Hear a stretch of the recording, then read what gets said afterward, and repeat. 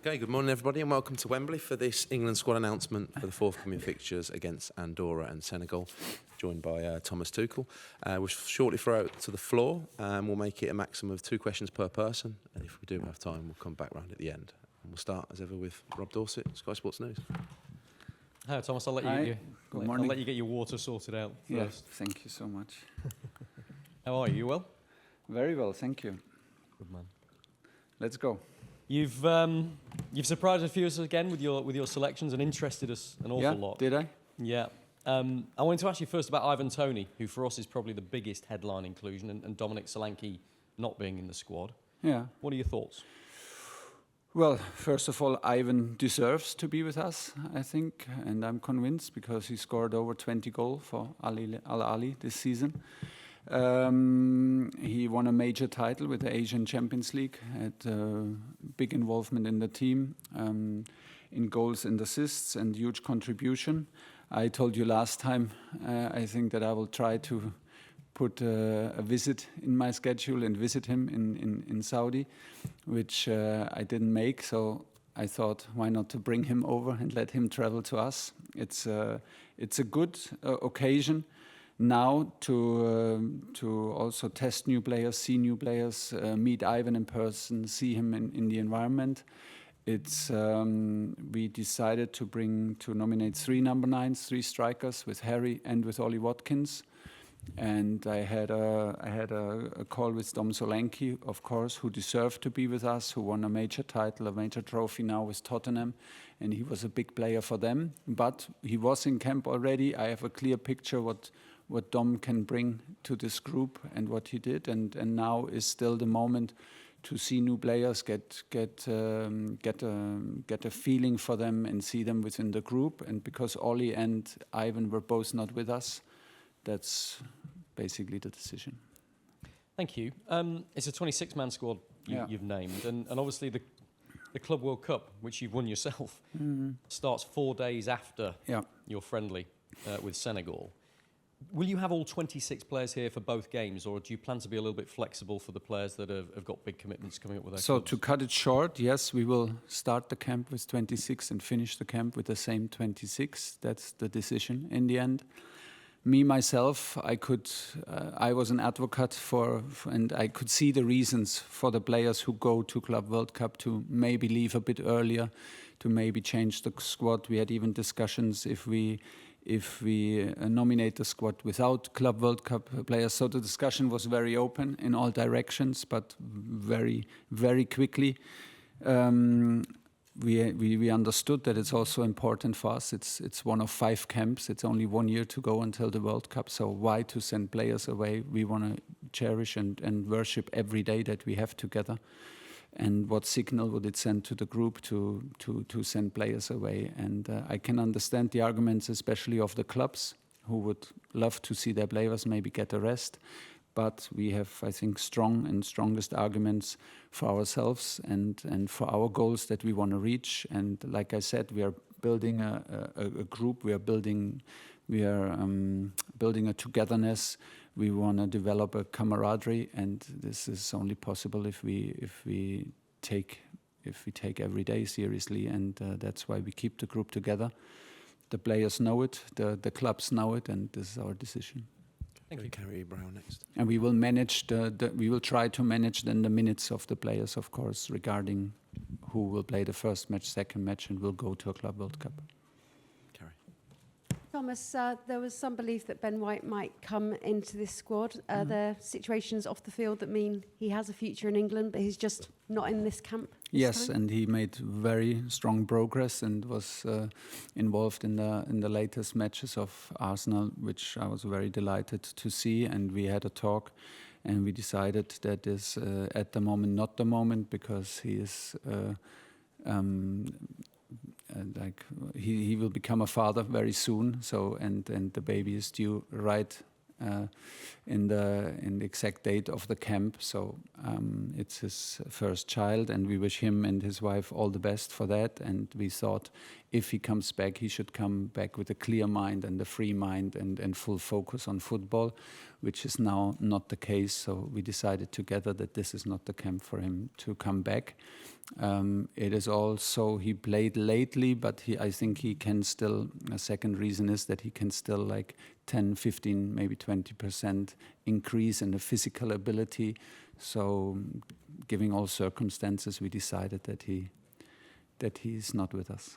The follow-up question is, he is now ready and available, and you're ready to select him for England? Yes, 100%. For the next camp? Yeah, 100%. He was ready. He was ready to be selected now, but the main reason is because of family, because of hopefully nice family reasons, is that we don't pick him. Thanks. Alex. Hi, Thomas. Trevor Chalobah in for the first time, a player you know well from Chelsea. Can you tell us the reasons for that? And also, no Mark Gahey, was that fitness or selection? No, Mark was normally meant to be with us, of course, because why not? He's the captain of Palace, and they had a huge title here in Wembley in the FA Cup, a huge win, and he is a big part of this success story. And he had a good period after camp, But he got injured in the FA Cup final, and it's a facial injury, and the specialist, the eye is involved, and the eye specialist told us to not take the risk. This was the advice, and we followed the advice. That was the reason why he's not with us. What was the other? Trevor. Well, he deserves it. It's as easy as that. I think he played a fantastic second half of the season with Chelsea. He is very, very consistent on a very high level, especially after our first camp in the last months, and that's why we tried to give it a go. And just on the Club World Cup, have you had any managers reach out to you specifically and asked you to leave their players out? No, I never did this as a club manager, because I always respected the international duties and also the wish of the players to represent their country. It's an honor and a privilege, so I always respected that, and I had the feeling everyone respects now our decisions. The clubs reach, of course, out to the federation to understand in which direction we are going and what we are planning. But everyone knows and accepts that it's our choice, and everything good. Okay, any questions outside our three broadcasters here? Yep, James Ollie at the end there. Hi, Thomas. Hi. It's always a balancing act, club versus country. It's always a conversation with England, I'm sure a lot of other national teams. How have you found being on the other side of those conversations as an international manager? The more experience I got, the more calm I was with these periods, and the more experience, the more international my teams were, the more I understood how much it means to players, especially also players from South America, who are always eager and keen to play for their country. And I tell you very openly, very honest, our players are very proud to come to camp, even if it's like an extra travel arrangement. It's extra games in the schedule, and the June window is never an easy window. The March window is never an easy window for the players who are involved in international in the European competitions, Champions League, Europa League, and about winning domestic titles. The June window is never easy because some players had already a little bit of holidays. Some, like the Chelsea guys, play on Wednesday a major final. So everyone is also keen to have some free days, and then comes the nomination. But overall, everyone is excited, and when I speak to players, they are more than happy to come. They want to come. They are desperate to come, and that's the feeling that we want. I think they also know that it's kind of new. It's our second camp together, so we feel the excitement, and everyone is proud to come, and this has to be like that. And just on the Club World Cup, it's obviously a competition you've won, but it was a week in February then. It's now 4 weeks in the summer. Yeah. I mean, there is a view that it's a tournament sort of too far for the players. I wonder what your view was on it. Yeah, it's a massive tournament, a new one, of course, a lot of traveling, and it's the tournament is very long. But that's the calendar nowadays. I think once the players are there, I think the players will love the challenge. The players will embrace the challenge to play against teams they have maybe never played before. So there are like some big matches coming. The Club World Cup in February that I played in was very, very different, and maybe it will change the perception now with this World Cup tournament every 4 years. So let's see. It's not worth complaining. It's the schedule, and we have to find the best solutions within the schedule for the players. That's why I said, and because I was in club football, we will take care of the minutes of the players if we can. And manage from there, but being the time together, spending it together was very important for us. Okay, we can allow just a question at the back, and then we'll allow Rob and Kerry to come in for a few more.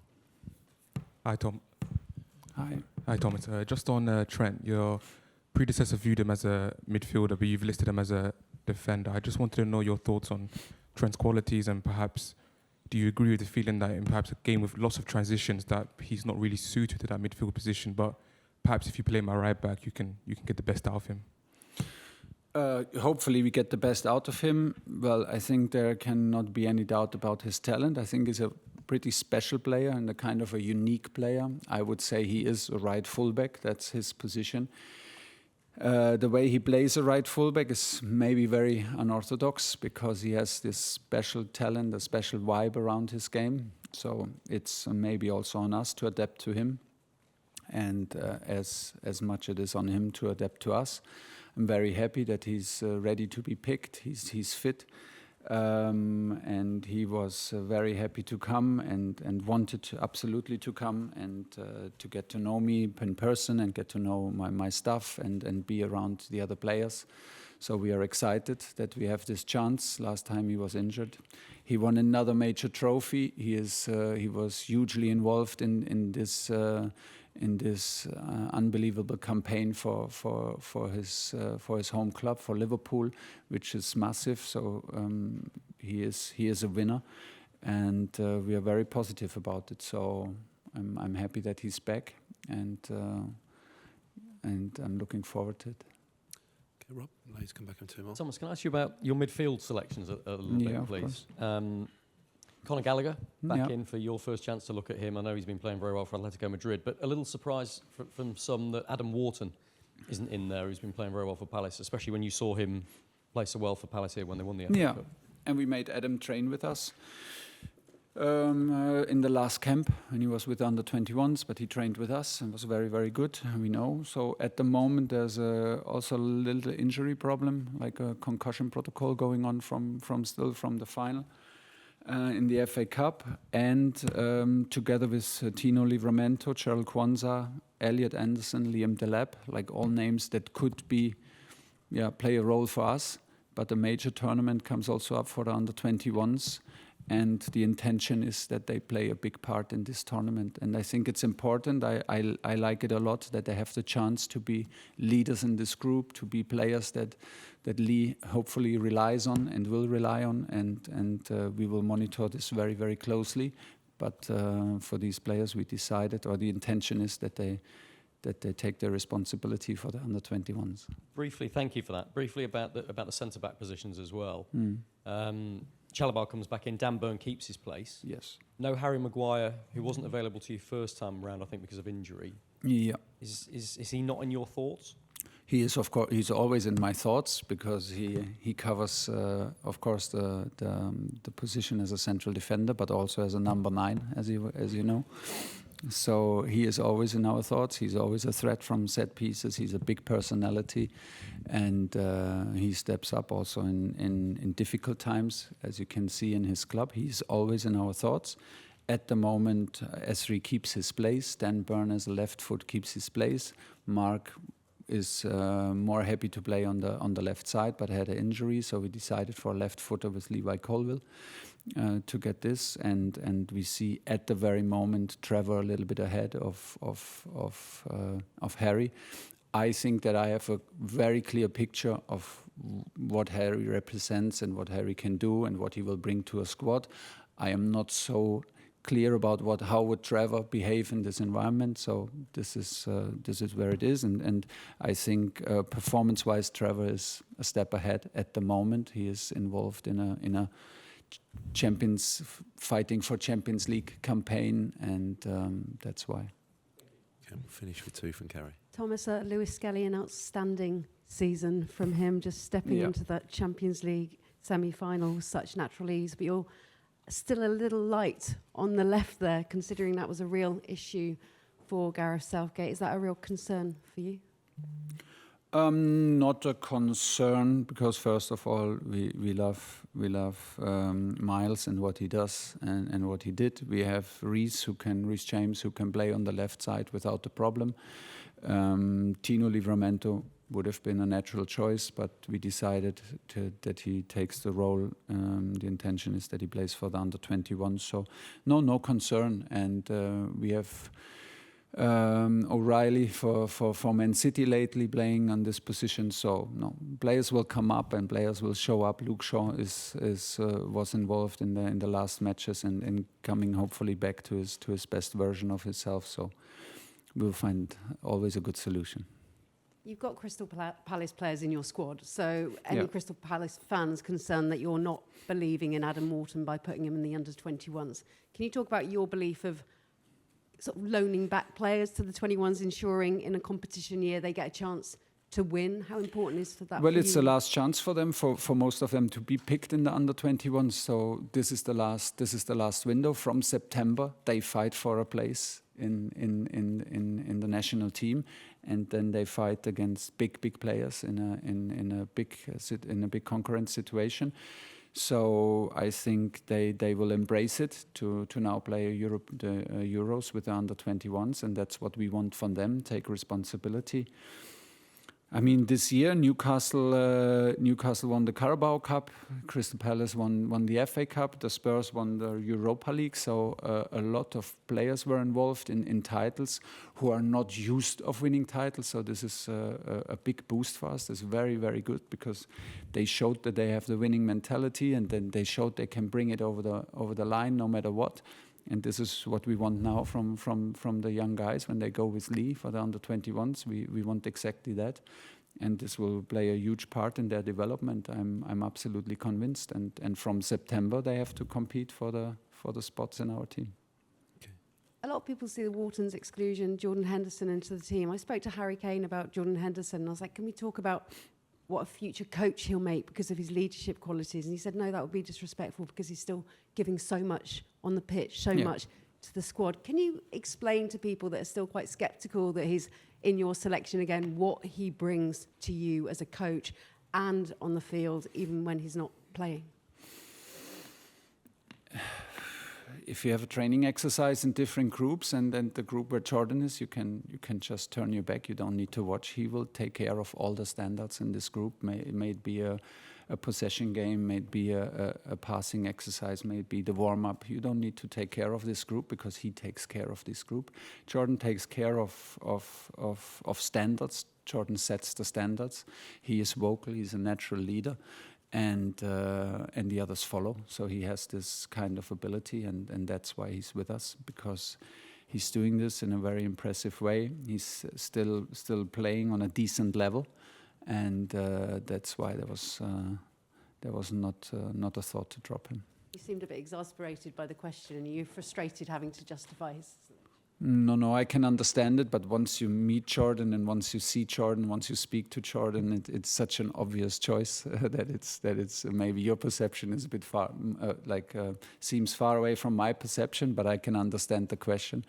But it's not Adam Wharton versus Jordan Henderson. What Jordan Henderson brings in the moment to the group, under-21 player cannot bring. It's just impossible from the personality, from the experience. And Jordan is more than happy to accept the challenge also, that he wants no gifts, he wants no presents. And at the moment, considering the last camp, it's only my second camp, so considering last camp, he had all the right to be picked again. Okay, we'll end it there. Thank you very much. Thank you, guys.